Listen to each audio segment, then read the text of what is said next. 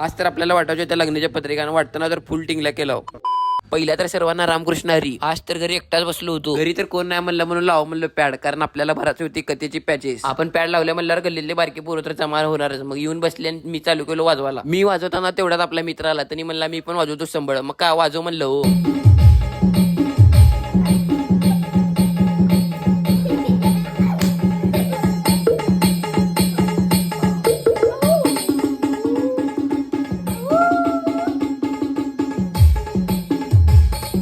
आता वाजवणं नाचणं लय झालं म्हणलं. आता पॅड व्यवस्थित बंद केलो आणि ठेवलो बॅगेत. घरी तर कोण नव्हतं. मग घराला लावलो कुलूप, चावी टाकलो असं. मग आता निघालो डायरेक्ट आपल्या पारावर, कारण आपल्याला जायचं होतं पत्रिका वाटायला. पारावर तर आणि पोरं आले नव्हते. मी आलो मग गार्डन मध्ये. आबा बाबा बाबा बाबा बाबा, इथे तर बारके पोरं काय ते बक्काम बुक्की. आता बघा कसं शिकतील एकमेकाला.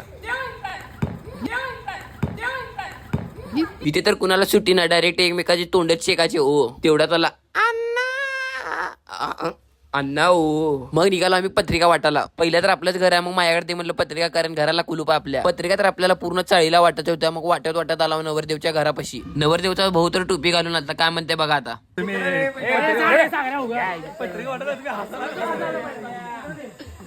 पत्रिका वाटताना तर आपल्या टिंगल्या कमी असते. तिकडून आला तोपर्यंत कोण बनेगा डॉन.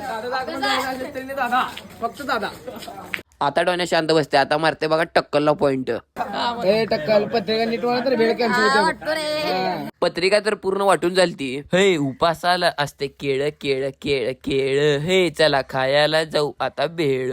मग काय हो, आम्ही सगळे पोरं आलो भेळ खायला. आल्याला तर अण्णा सांगितलं सगळ्यांना भेळ बनवा. मग काय हो, पद्धतशीर घेतलो आपल्या हातात भेळ आणि चालू केलो खायला. भेळ तर इथली क्वालिटीच होती.